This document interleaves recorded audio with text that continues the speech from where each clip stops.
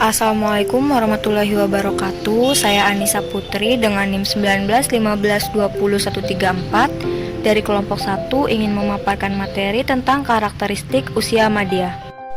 Pada umumnya, usia madya atau usia setengah baya dipandang sebagai masa usia antara 40-60 tahun.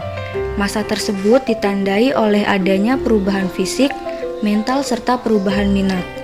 Menurut Erikson, usia madya merupakan masa kritis di mana baik generativitas atau kecenderungan untuk menghasilkan dan stagnansi atau kecenderungan untuk tetap berhenti akan dominan. Menurut Erikson, pada masa usia madya, orang akan menjadi lebih sukses atau sebaliknya. Mereka berhenti atau tetap tidak mengerjakan sesuatu apapun lagi. Adapun karakteristik usia madya diantaranya ialah yang pertama, usia madya merupakan periode yang sangat ditakuti.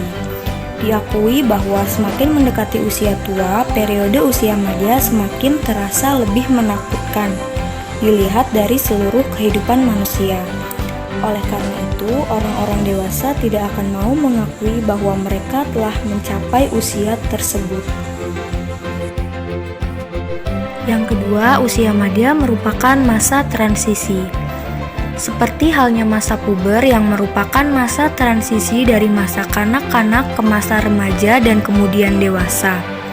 Demikian pula usia madya merupakan masa di mana pria dan wanita meninggalkan ciri-ciri jasmani dan perilaku masa dewasanya dan memasuki suatu periode dalam kehidupan yang akan diliputi oleh ciri-ciri jasmani dan perilaku baru.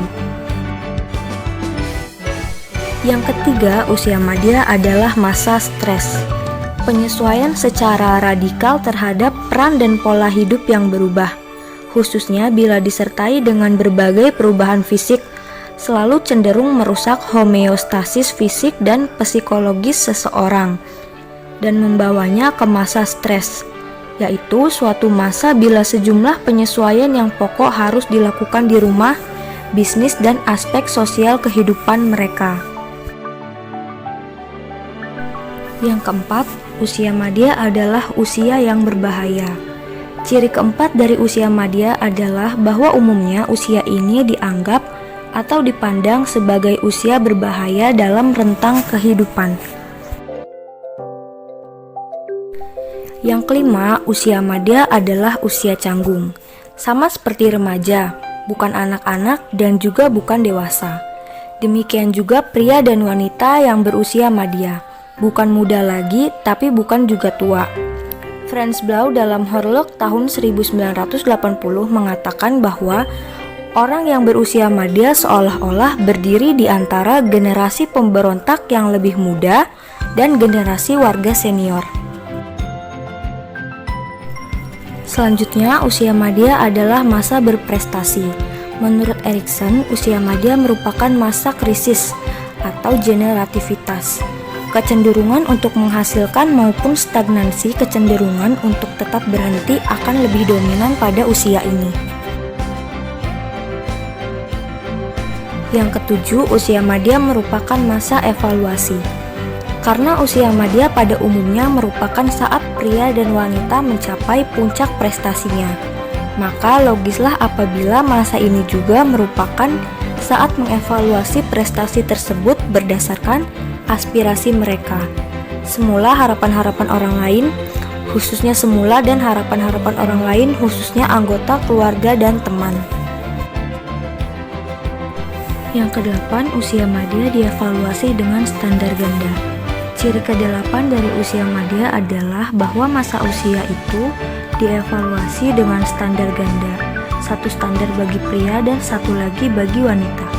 Walaupun perkembangannya cenderung mengarah ke persamaan peran antara pria dan wanita, baik di rumah, perusahaan, perindustrian, profesi maupun dalam kehidupan sosial, namun masih terdapat standar ganda terhadap usia. Selanjutnya, usia madya merupakan masa sepi. Ciri ke-9 dari usia madya adalah bahwa masa ini dialami masa sepi.